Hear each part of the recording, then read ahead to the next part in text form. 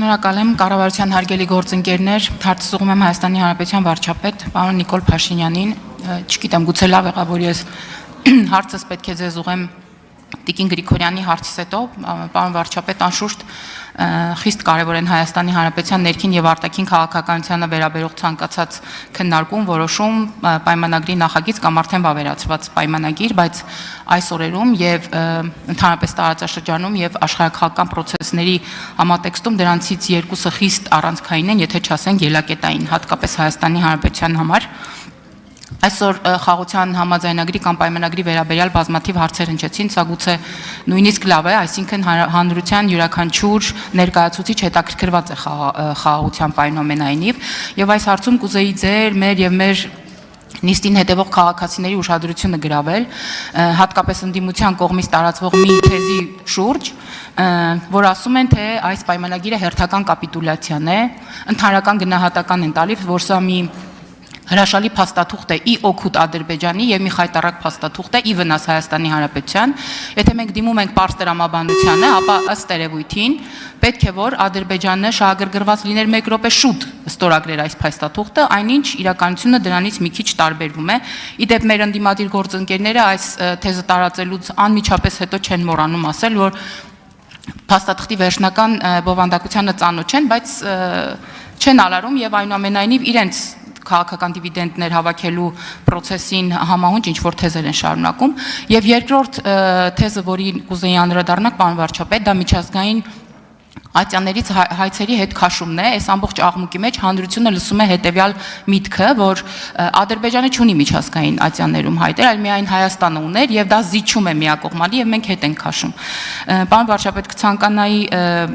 ձեր գնահատականը այնուամենայնիվ տակ, հուսով եմ այսօր այս հարցը կլինի վերջինը, երկարաժամկետում ինչ է շահում Հայաստանի Հանրապետությունը խաղաղության պայմանագրի ստորագրման դեպքում եւ ինչ է կորցնում։ Արդյոք կպատասխանի Հայաստանի Հանրապետության վարչապետ Նիկոլ Փաշինյանը, համեցեք պարոն վարչապետ։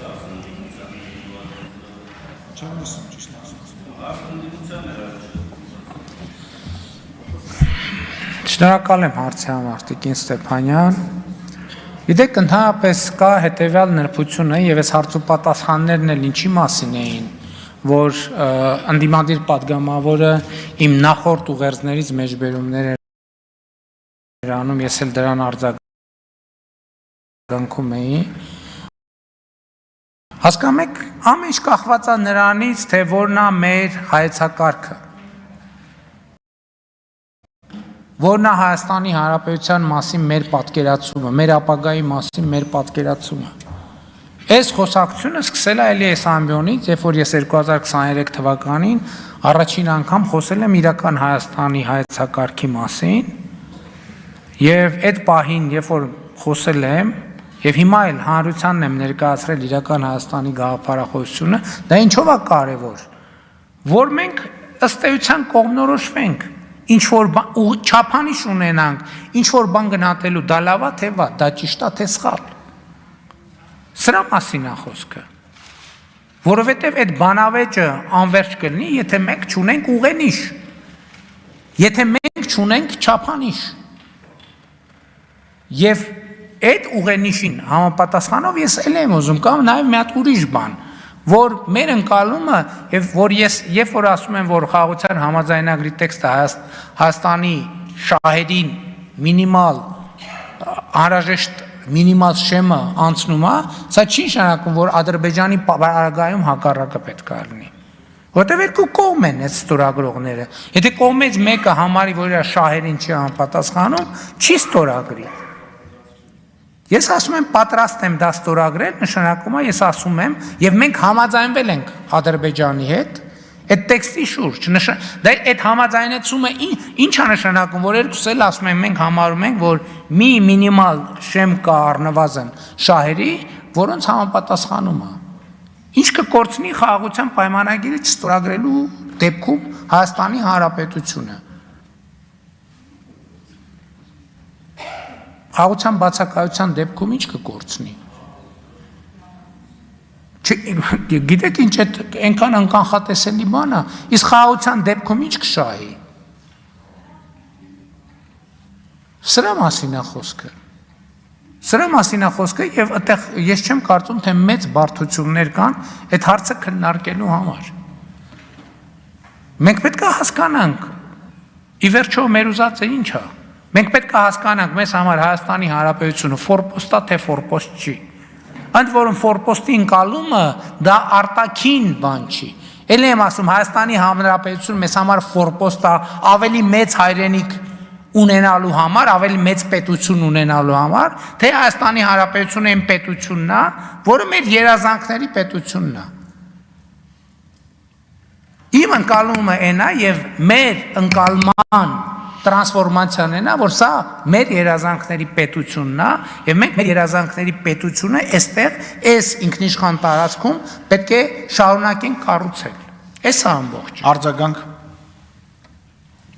Շնորհակալ եմ պարոն վարչապետ, մեր բոլոր կարևոր ռեֆորմների դեպքում մենք միշտ ունեցել ենք աջակցությունը ժողովրդից, այսինքն սոցիալական հենարան ենք մեծ ունեցել եւ ես վստահ եմ, որ առաջիկայում մենք մեր սոցիալական հենարանը նույնպես մեզ կօգնի եւ կաջակցի պայմանագրի ստորագրումից հետո արդեն, երբ որ արդեն հրապարակային կդառնա տեքստը եւ բոլորը կտեսնեն, որ որևէ միակողմանի զիջում այս տեքստը չի պարունակում եւ պարոն վարչապետ կտրուկ անցում կատարելով այլ թեմայի դուք երեք հանդիպել եք Իրանից եկած պատվիրակությանը պաշտոնական, որը ղեկավարում էր Սեյեդ Աբբաս Արաղչին, շատ կարևոր հայտարարություններ հնչեցին երկկողմանի հանդիպումներից հետո, որոնք վերաբերում են թե երկու պետությունների համագործակցությանը եւ թե տարածաշրջանային առումով մեր համագործակցությանը, կխնդրեմ ձեր մեկնաբանությունը 1-2 խոսքով։ Չէ, բայց ես ներողություն խնդրելով այնուամենայնիվ ձեր հիմնական հարցի շրջանակում մնամ, որովհետև սոցիալական հենարանի մասին, ես որ այս ամբիոնից խոսեցի իրական Հայաստանի գաղափարախոսության մասին, ես արձանագրեցի, որ այդ գաղափարախոսությունը Հայաստանի Հանրապետությունում 0 կողմնակից ունի այդ պահից։ Եվ սա շատ կարևոր արձանագրում է, ես չեմ ասում, որ Հայաստանում այդ գաղափարախոսությունը, այդ մոտեցումը բան ունի, սոցիալական ընդլայնված հենարան ունի, կողմնակիցների ճնշող մեծամասնություն, ես չեմ ասում դա։ Ես ասում եմ, դա առաջարկ է Հայաստանի քաղաքացիներին։ Եվ քաղաքացիներից յուրաքանչյուրը պետք է ինքնահայտարարագրվի, սա կենսական անհրաժեշտություն է։ Եվ այս բանավեճը դրա մասին է, սա քաղաքական բանավեճ է։ Այստեղ այնպես չի, որ ընդդիմության ներկայացուցիչների հետ ինչ որ անձնական խնդիր ունենք, պարզաբանում ենք։ Չնայած քաղաքական հարցեր ինչ որ մի պահի նաև անձնավորվում են։ Ես ասում եմ, որ սա է մեր ճանապարհը եւ պատկերացումը։ Հիմա եթե այսօրվա բանավեճը վերաձևակերպենք, ես ուղիղ ասում եմ, չկա սոցիալական հենարան։ Հայաստանի Հանրապետության քաղաքացիները պետք է որոշում կայացնեն այսօրվա բանավեճի հարցի վերաբերյալ։ Մենք շարունակում ենք Ղարաբաղյան շարժումը, տարբերակ է, եւ գնում է մեր ժողովուրդը մեր հարգելի ընդդիմադիրների հետևից կամ ընդդիմադիրների առաջնորդությամբ, կամ մենք գնում ենք իրական Հայաստանի գաղափարախոսությամբ, խաղաղության պայմանագիր ենք ստեղծում, կենտրոնանում ենք մեր երազանքների պետությունը, մեր երազանքների պետություն դարձնելու բանի վրա, գործի վրա։ Ընտրությունը, խորհրդանական ընտրությունը տեղի ունենալու 2026 թվականին, հունիսին, ըստ ամենայնի։ Բայց այսօր է այդ ընտրությունը։ Այսօրվանից ամեն քաղաքացի համար այդ ընտրությունը պետք է կայացնի։ Եվ Հայաստանի կառավարությունը այս պարզ է, չէ, երբեք ոչ մի միջոց չի ձեռնարկելու, որ վայ ոնց անենք, որ քվեաթերթիկում ես մի քվեատուփի մեջ ընտրությունն է, ոնց անենք, փոխենք, դարձնենք։ Մենք չենք անելու դա, չենք արել, չենք են անելու։ Սա մի կողմից լավ է քաղաքացու համար, որովհետև իր ձայնը արտահայտվելու է։ Մյուս կողմից էլ սա պատասխանատվությունը, որը մենք տեղապահի կարգավիճակով կրում ենք միայն մեր վրա, ընտրությունների օր այդ պատասխանատվությունը բաշխվելու է ընտրության մասնակցող բոլոր քաղաքացիների վրա։ Այն որ ասում է 3 միլիոն վարչապետ կա, այդ քվեարկության պահին, ընտրողների ցուցակում երևի ավելի քիչ են մարդիկ, թիվը չեմ կարող։ Այդ ընտրության պահին, ոնց որ վարչապետը որոշումներ աստորագրում եւ այլն կառավարությունը, այդ ընտրության պահին այդ ընտրությունն է տեղի ունենալու եւ այսօր էլ այդ ընտրությունը։ Մեր ընդդիմադիրները շաբաթը մի անգամ կոչ են անում, որ եկեք ժողովուրդ իշխանությունը փոխենք եւ այլն եւ այլն եւ այլն։ Դա ինչի մասին է։ Դա սրա մասին է։ Ես բացարձակապես դեմ չեմ, անկեղծ եմ ասում, նույնիսկ կողմ եմ։ Եթե մեր ժողովուրդը գտնում է, որ մենք գնում ենք սխալ ճանապարհով, ես կոչ եմ անում, թող դուրս գան արտահայտվեն եւ Հայաստանում անեն իշխանափոխություն։ Եթե տենց գտնում է, որովհետեւ սա շատ պատասխանատու պահ է, ստեղ այն բաներ, այն սովորական ռեժիմները չեն աշխատում։ Ստեղ չկա, որ ամենատարբեր վայրի վերումներ, շատ հստակ է ընտրությունը, բայց ընտրությունը հիմա է, որը ժամանակ հետո լինելու է քվեարկություն, բայց ընտրությունը պետք է կատարվի։ Սրա մասին է խոսքը։ Շնորհակալություն։